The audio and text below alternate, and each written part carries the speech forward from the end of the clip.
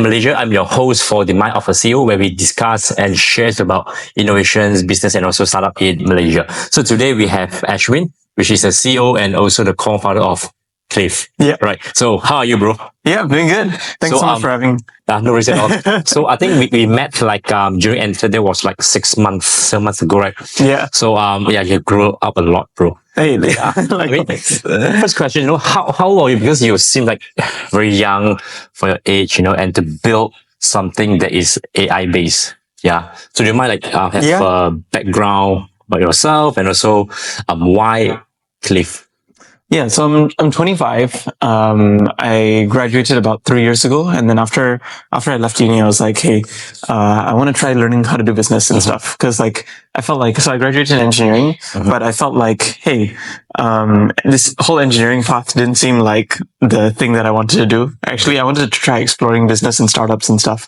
So I started my own agency first. So I was running that for 2 years before joining Antler. And then after that, like going into AI and tech and stuff. So that's been quite fun. So do you have the prior knowledge or skill on AI, or do you self-learn, or how it works? No, basically it was, I had the knowledge that everyone kind of has. Like you've played around with ChatGPT a bit, you kind of understand roughly how it works.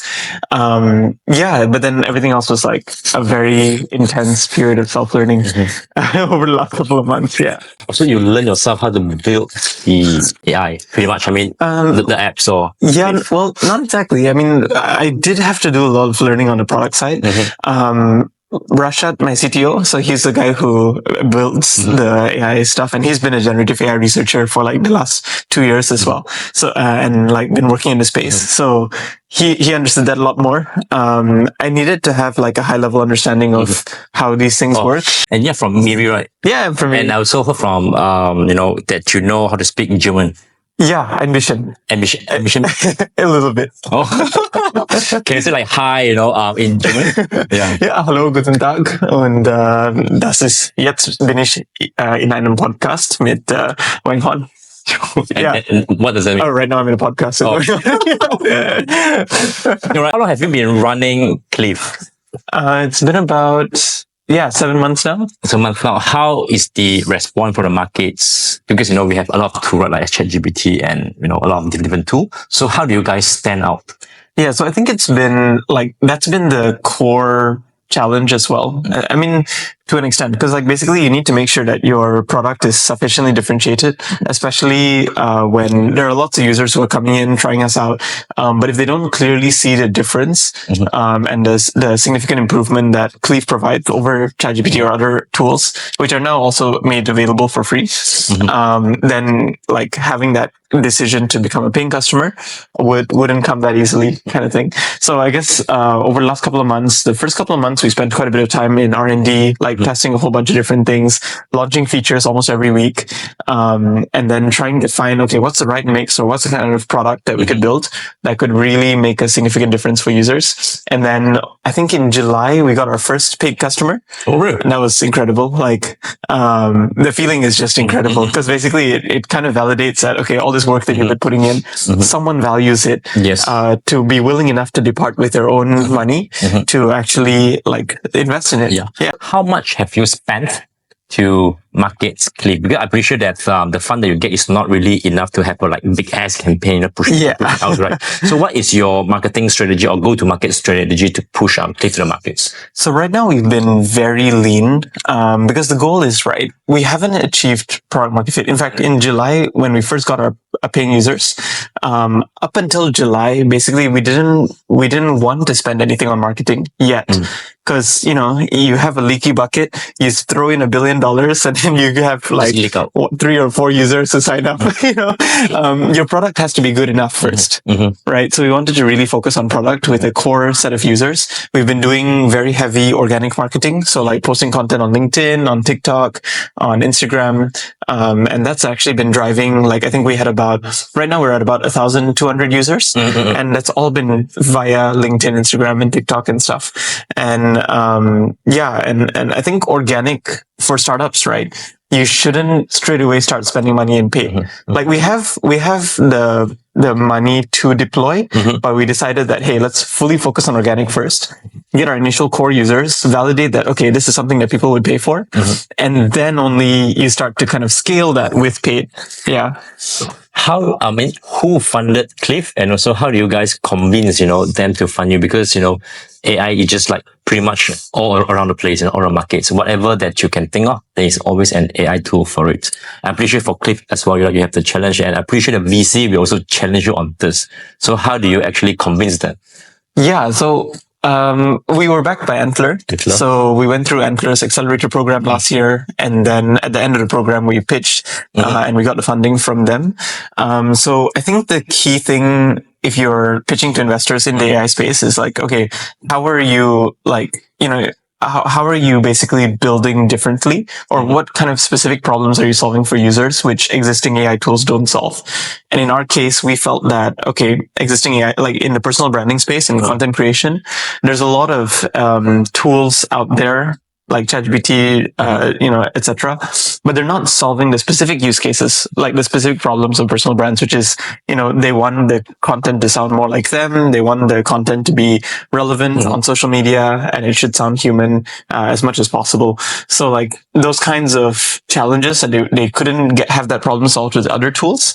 That's where we saw a gap in the existing AI tools market. So that's where we kind of like went in on as well. So can you further give more details about, what actually Cleve do, and what are the problems and solutions that, Cleve trying to address? Yeah, good timing for that. So I think fundamentally it's about in the AI space, like there's a lot of tools out there, but for a creator, right, for a personal brand like yourself as well, a lot of these content that's created is very generic. It doesn't sound like you. It doesn't reflect your past experiences. It doesn't know your tone. So the reason for that is these models, they don't have context on who you are. Right. So they don't know your tone. They don't know, you can't expect them to write like you if they've never seen your writing. Yes. Right. So what if we had a model that basically studied all your past social media? It kind of understands who you are, what kind of audience you're targeting, and what kind of business do you run, such that when it's writing in a way that's a lot more like you. Yeah. Cleve will link to our social media. Yeah. So it will, it'll study your past content. It'll analyze. Yeah. So is Cleve actually a API from ChatGPT or no? Or those are two different things? So underlying, we use a few foundation models, which actually power what Cleve is able to do. But then basically we build up a lot of, they call it the application layer in AI. So you have your, for example, GPT-4o model, which is being used. But then on top of that, you build a lot of specific code that basically pulls, let's say, for example, it pulls your relevant social media content so that the output is way better. So it's kind of like building on top of existing foundation models. Will you be able to share successful story? Yeah, sure. Okay. So I think over the last couple of months, it's been really cool, like having different users try out our product and stuff.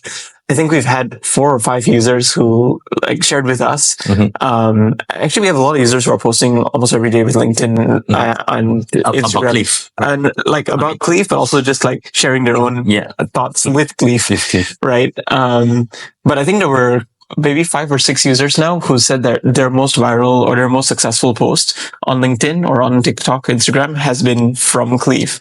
Yeah. So how do you guys justify, great posts or posts that is successful? Oh, so I guess when they're talking about it, it'll be in terms of engagement, reach. So the post that has maybe 10,000, 15,000 views versus their usual posts, which have maybe 1,000 or 500 views. Nowadays, everyone has to build something that is relevant to AI, right? If I build social media, you have to have the AI elements into the social media, right? So what are some of the advice, that you will give to this, especially those first-time startup founders that want to build AI products? I think so the thing with AI and what investors want to see actually is not so much, or even what customers want to see is not so much, in my opinion, is not so much okay, you've built a real estate listing platform and you've got AI which is powering it and stuff. They want to see how is it relevant to them? How does this improve the experience for them? I've seen where I see the opportunities in AI is you have a tool which basically allows you to create things that has never been possible before, like create experiences that have never been possible before. If I'm looking for a new rental place in Subang Jaya, right? Instead of me going through a bunch of listings, it can recommend a couple of the key listings based on my natural language input, for example. So it actually understands what I'm looking for. It's able to ask me questions to understand my needs better. It's as if I would have a rep who's like a sales rep who's actually working with me to find my ideal home, right? And then it recommends specific homes which meet all those criteria. I think those kinds of things, what are experiences that could be 10x better than what we have right now? No. I think finding those applications, I think that's where the real power in AI lies. So it's not so much about like, okay, you have a ChatGPT and then you have a new UI, which basically people prompt, but it's actually just ChatGPT. And then like, there's no engineering or there's nothing happening actually. It's really like just a ChatGPT, but just on a different place, pretty much. Yeah, exactly. So that kind of business, is like, it doesn't add much value to users because users would play with ChatGPT, they'd play with this, but if you are finding use cases that are for specific industries or for specific applications, right? I think that's where the big value is. And if you can really solve a problem, for example, in our case, it's for creators. So if we can solve a problem for personal brands and creators in a way that is way better than any other, like methods of solving that problem right now, then we'd be able to get the users. Yeah. How many languages, that Cleve can support now? Oh, right now we actually have like a very long list. I can show you later, but basically including Bahasa Sarawak, including Bahasa Kelantan, Manglish. Yeah. Manglish. Yeah, Manglish, Malay English. Yeah. It's very interesting. Like, yeah, you should check out the generations. It's quite fun. Yeah. With the rapid advancement in AI, do you think that there is any truth of to the fears that AI will actually surpassing human intelligence and becoming like uncontrollable? I mean, like just on the movie, Yeah, I know. Robots take over, the world. Maybe. I don't know. I think it's like, my thoughts on this is, I think it's possible. Time will come. I think what will happen first actually is, because a lot of like business owners, entrepreneurs are going to be optimizing for cheap dopamine as usual. So it's the biggest way to build a business. So like AI allows you to kind of create content or create a lot of things which are, especially when you're using open source LLMs, you can create a lot of things which are potentially negative for society on the whole. I think we'll have some bad actors who are kind of leveraging on it, and then like that could have detrimental effects to society. But like, yeah, I don't know. I think the whole AI becoming uncontrollable, we'll really need to see. Like, whether the governments can keep up with regulations and stuff, and also whether, like, I don't know. I think at some point it probably could. Because if you think about it, right, what ChatGPT is basically processing all your knowledge, similar to how a human being would process knowledge. It doesn't understand the knowledge, but it's predicting what comes next when you're kind of getting outputs out of ChatGPT.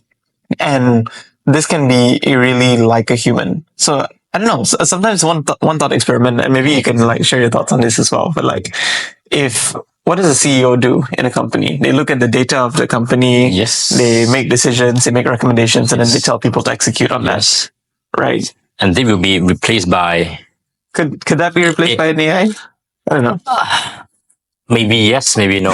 Yeah. But I do think that, in the future when the AI, they have enough data, on how a typical CEO will run the business. Right. I think it can be duplicates on that, but I just think that maybe it wouldn't be that flexible in the sense of if anything that suddenly pop up, that need a human reaction to react to it in a much more faster pace. Maybe the AI cannot cope because that data is not inserted into the AI brain before this. Yeah, I don't know. I think if the data set is big enough, maybe yes. Right. Yeah.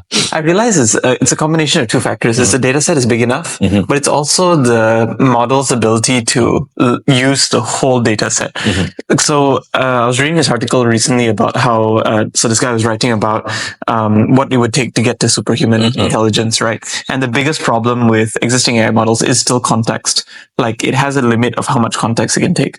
And I mean, the AI. yeah, all the current top of the line models, they are limited to how much, like overall from their entire model, how much things can they actually consider when producing an output, right? And I think one thing that I've come to realize when working with AI and building products as well is like, as humans, we process a lot of information in real time in creating our output. For example, how I talk in this podcast would be very different, like given a different situation, if I'm not here, or if like I'm talking to a different kind of podcaster, or it's a different kind of show.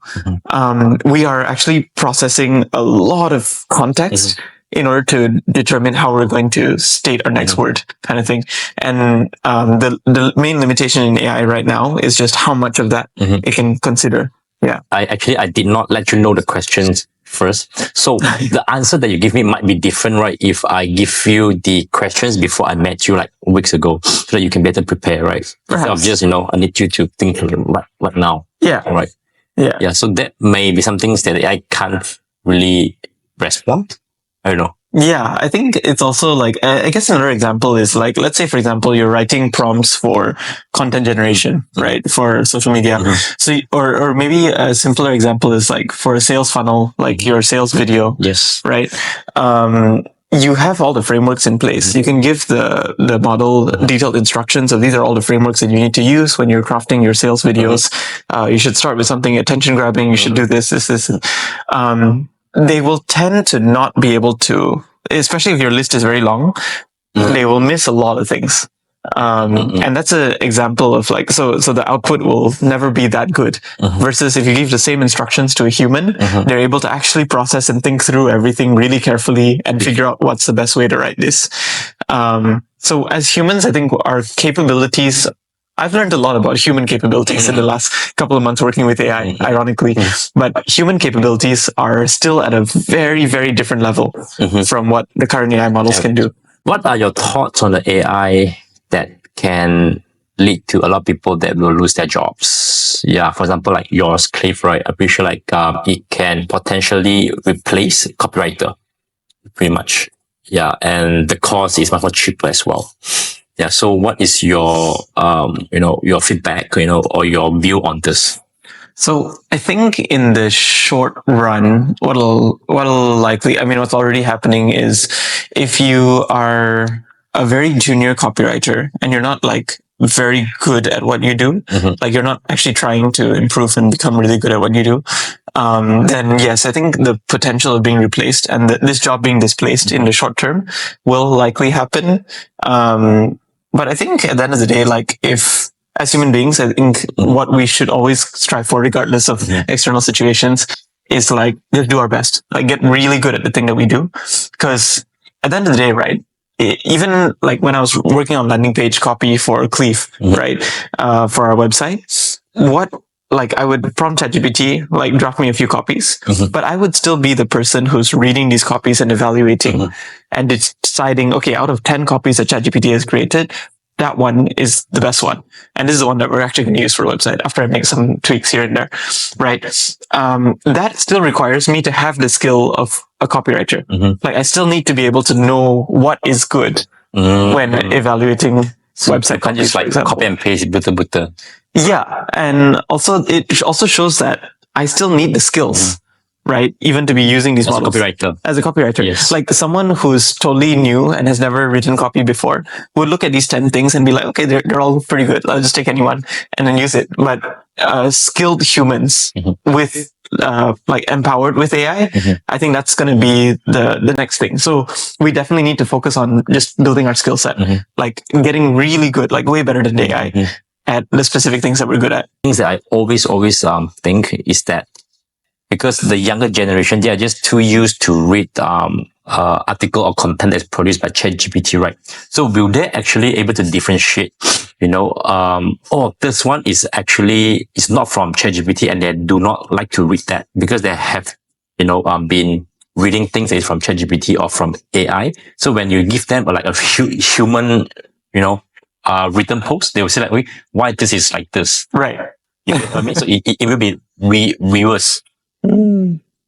Yeah, perhaps. I think what I'm seeing is like a lot of creators are already using AI, right? And how human things sound and stuff, I think is going to be less important, especially as these AI models get better. And like, especially, for example, even with Cleve right now, it is able to sound a lot more human, not probably 100% yet. You still need to make edits, but yeah, it is able to kind of like get that human element of the writing styles and stuff. What I think is going to be more important in content is not the way it's written. It's what is it? What's the underlying content? The value or what? I mean, yeah, the value or the experience. What are you sharing actually? And if you show up as a human sharing your business journey and your experiences, it doesn't matter if that thing that you're sharing was kind of glossed over with AI, like it was fixed or like, restructured or whatever. The core content is what's actually the thing that's valuable. So you can change your writing style, but if it's your experiences, that's what people are going to be reading. Yeah. This is the next question. Will a human become closer to AI or AI will become closer to human? Yeah. Honestly, it's kind of funny because like writing, right? I'm realizing I'm actually learning a lot from the AI models and how they write. And I realize when I'm writing myself, I start to write in a way that's also a bit more AI than usual. Because like I think the boundary is just gonna get really like blurry. So it's gonna be really, really hard to tell. Very soon. And I think as these models get better as well. Yeah. Because even from the GPT-4 to the 4.0, you could see a significant jump in like how human sounding or like how articulate these thoughts are actually getting. Yeah. So I think it's just a matter of time, especially. On content creations, right? So do you think that AI generated content from models like ChatGPT or even from Cleve should be clearly labeled as, this content is generated by AI, just to avoid any confusions with the human generated content?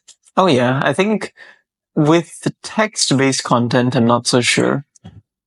Because like it really, I think text-based maybe not so much. I think for images, that's where things can get really misleading. And like, for example, if you've generated a false picture of Donald Trump doing something but that actually never happened, then you get all that kind of fake news and those kinds of negative impacts in society. So in those senses, I think, especially for image generation, it should have that clear AI label. I think for text, maybe not so much because it's like, maybe on videos. Yeah, videos especially, definitely. Videos, images, because that's what people believe immediately. Because on like TikTok and YouTube, if you're using like AI, they have options. Oh yeah, you have to select that, this is actually generated from AI. Yeah, I think it's a good responsible thing that the platforms are doing. I think it's important to have that. Next thing, should universities, allow, AI tool when it for students to use when they're doing their assignments or, Oh yeah, 100%. Should. Like, why? It's because the goal of universities is to prepare people for the working world and to also prepare them to give them the best chance at like succeeding in like in the working world and stuff, right? I think, okay, there's two parts to this. I think students should still learn how to think without AI. Yes. Like they should still know critical thinking and like they should be able to come up with things and do calculations, etc. without AI supporting them too much. But at the same time, I think like you should also learn the tools and like be able to leverage on like what technology has to offer. How do you actually like prevent them, to just use ChatGPT for the sake of just completing the assignments, and I think the way we assess in university needs to change. I'm not an expert at this, but like I think like the way assignments are currently done, where like I think it depends on the assignment and depends on the Yes. university a lot. But like, I think, for example, in my degree, there were like a number of things that I just couldn't, like, even if I had the AI models, like, I just couldn't use them like that much because the work that I have to come up with is like very critical, is very specific. And yeah, I would like, it's very clear that I've done the thinking in order to get this done. Especially if I'm justifying every decision that I've made along the way in a design project, for example. So I think just the way we assess people needs to change. And for example, in our like maybe more presentation oriented stuff, maybe more, and you can question people on their logics and decisions and stuff. By studying in uni, right, in school, able to help you in building Cleve or help you in building to become a better entrepreneurs? It's in uni, yeah. So I can't say in general, but I think for myself, right, I did pick up, I guess. Okay, so I did pick up a lot of what I learned from having that university experience. I think it, like, a lot of the actual maths or the actual engineering problem solving stuff that I was doing. So I was like working on rockets and like understanding rocket engines and all that stuff. Like, yeah, I don't use that. Okay. Yeah. Oh, shit. Like we had modules which are basically aerospace, rocket science, that kind of stuff. I don't use any of that right now. But what I do take away a lot is just the constant drilling of like forcing your logical thought process and then like problem solving. Like, yeah, in engineering, I think that's really helpful for me. But with that said, I feel like you could learn these skills in business or like while you're building things. And, like university is a privilege, which I think, you know, without it, it doesn't mean that you're any different. Like you're still a very capable human being and you can still do incredible things in life. I think it's an added benefit. Like there are certain aspects of the university life, like for example, getting involved in societies, clubs, etc., building things, meeting people. So there are aspects to it which are valuable, but I think you can, in today's world, knowledge alone, right? You can learn anything online. Yes. Like you don't go to university for the knowledge, right?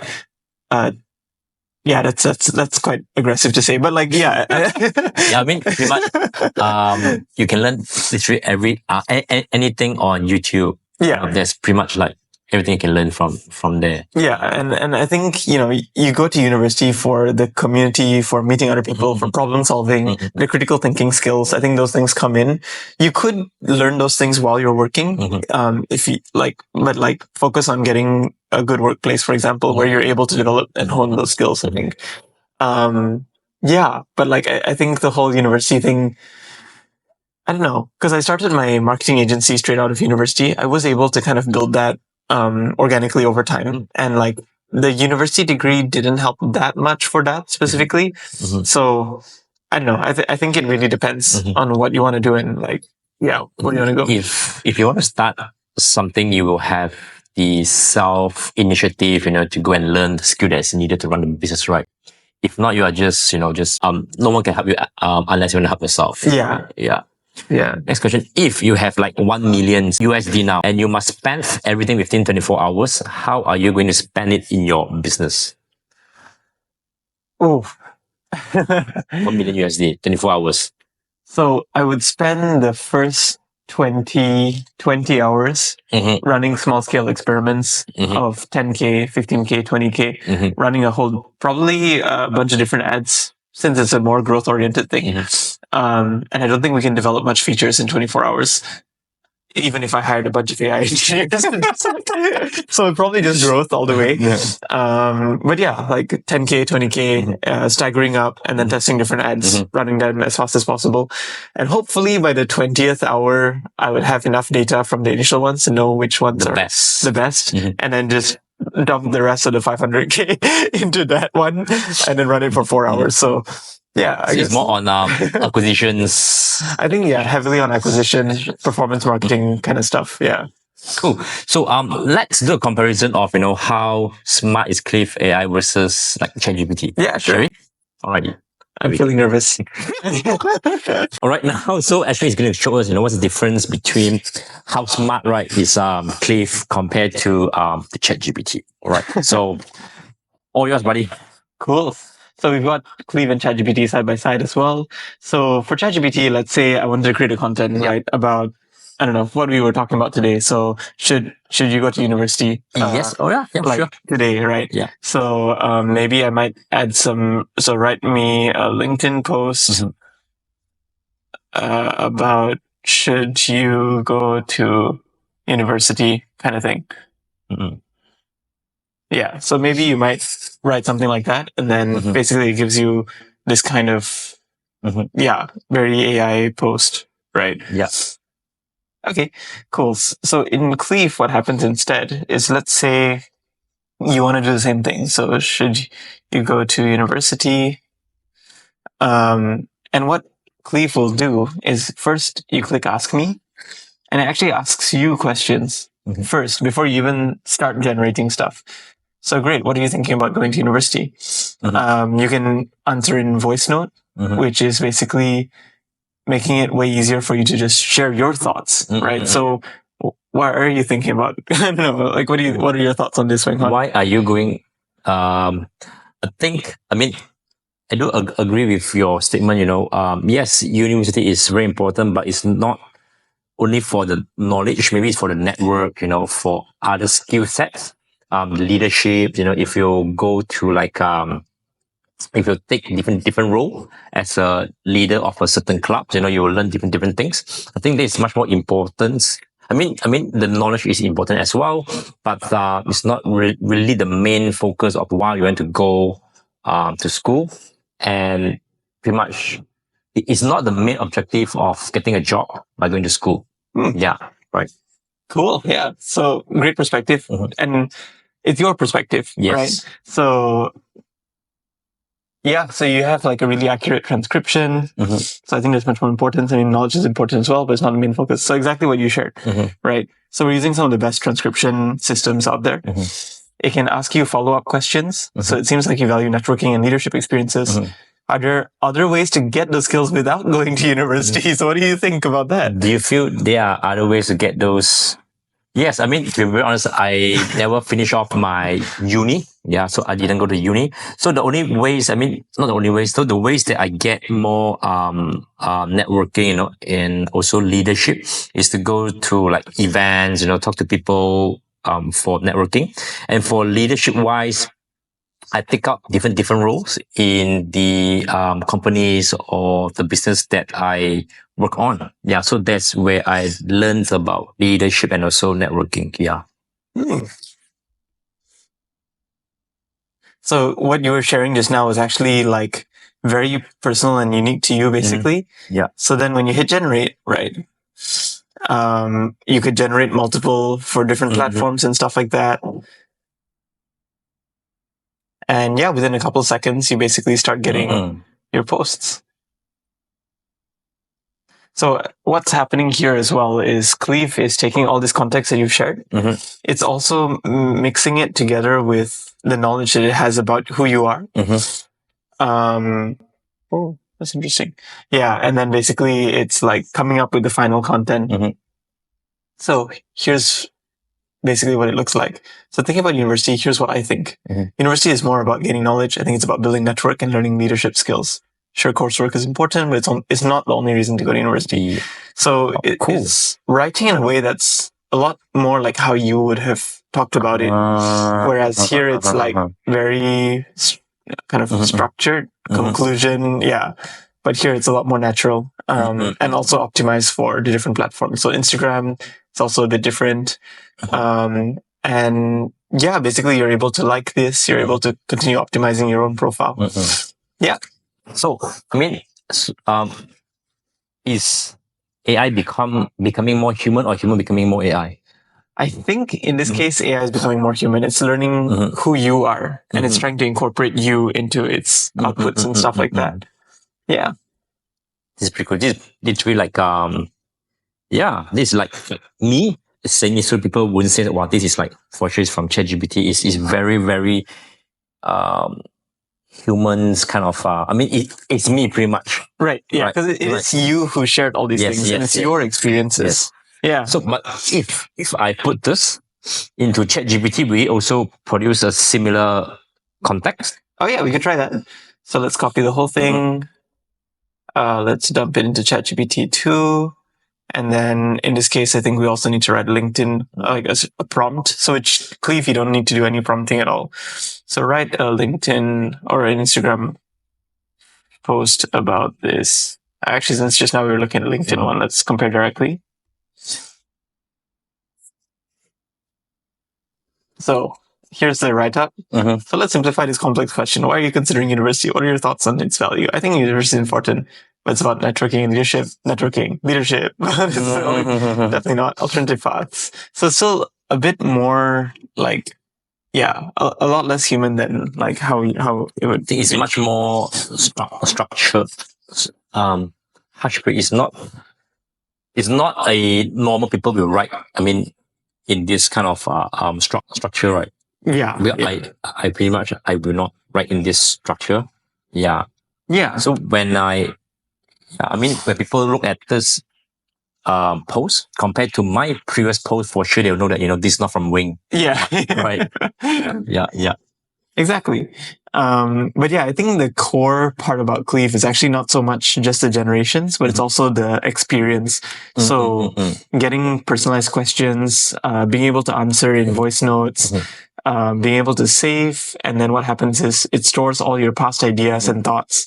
So it's like a note-taking tool for your content ideas. So it means that if the next time when I use Cleve, will it actually also able to capture the history, how I write, and then train it to be more like me? Yeah, so it gets continuously better the more you use it. And the more you like your posts and stuff like that. Alrighty, cool. Yeah. Any to add on? No, I think that's about it. I guess the other thing that we've been experimenting with recently is this kind of explore page, which has been really fun. So basically, if you ever want to get ideas about like what kind of content ideas you should write about, Cleve also kind of gives you a wall of ideas which are actually tailored to you. So for example, right now, it understands that you're like who you are in the business and startup world. So it's asking you questions about like, okay, so how, what's happening in Malaysia right now? How could this relate? Do you believe Malaysia's closer stance towards China and this SEA kind of its leadership? So it's actually asking specific tailored questions to you, which you can then just like comment on. And create a content based on this, right? Yeah. So even if you want to search for content creation or business, you can kind of get like thousands of kind of personalized ideas which are related to your niche. Yeah. Trending news, do you think? So those are trending news is in Malaysia. In globally, yeah. Global. But you can specify business in Malaysia, and then it'll pull specific things that are that you're looking for. Yeah. Which is what we would say the key factors contributing. So, for example, in these kinds of cases, given your background in business development, what innovative, so it actually knows who you are too. So it's asking personalized questions based on your background, such that, if you want to just answer and then generate posts, you get relevant and specific posts which are better for you. Yeah. So how, because I think this is the third or fourth time that I use Cleve, right? So if based on this 3 or 4 times I use Cleve to generate this context, this information, is it? Yeah. Okay. But also your past social media and so it kind of understands, especially right now we're integrating with LinkedIn. So it understands your career and what kind of spaces you've been in. So you don't even need to use Cleve. It'll already have that personalized. So it's tracking the things that I read and post on my social media pretty much. Yeah. Yeah. And using that to kind of personalize your experience. So for those that first time founders, what sort of advice that you will give it to them, before they even launch their first products? So that they will not, bang their head, Yeah. I think as much as possible, and I guess this is something that I learned during the Antler program, is don't start building too soon. Validate, try to find customers first. So solve the customer side before you actually build the business. So what we did was we launched a simple landing page. We had no product, right? We actually even went to events with no product. Like we just like had a landing page. We showed people what could be done to kind of very quickly validate, oh yeah, okay, is this something that people would want in the first place? So like a lot of that, yeah, just talking to a bunch of customers, asking them what are their current problems and getting that validation before you even start building. Yeah. So it's always not about the ideas, but but it's all about the problem that you're solving. Right? Yeah. Right. And like trying to get customers before you even have a solution. Try to talk to more people, more surveys, right? So that you know that your product is actually validated before you even launch to the markets. Exactly. Right. Yeah. I mean, of course, at the end of the day, you never know. Like, even though everyone tells you that, yeah, this is validated, but then as you launch, you'll start to realize.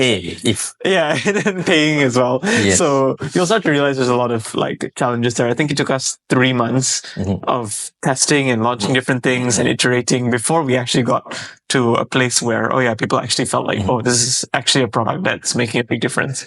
Yeah. Right. So before we end this podcast with Ashvin, so do you have any like perks or any free trials, to our audience to try out Cleve? Yeah. So Cleve, basically, if you go to Cleve.ai, it's free. You can use the platform for free for a limited, like I think it's 2 weeks, and then a limited number of posts generated. But what you can also do is there'll be a link, there'll be a code down below which you can use specifically for this podcast listeners to get 10% off all pro packages. Yeah. So for those that are interested with Cleve, feel free to click on the link below this video. The link I already put in the comment box so that you guys can get a special offer as well from Cleve. All right. Thank you guys and see you guys. Bye-bye. See you.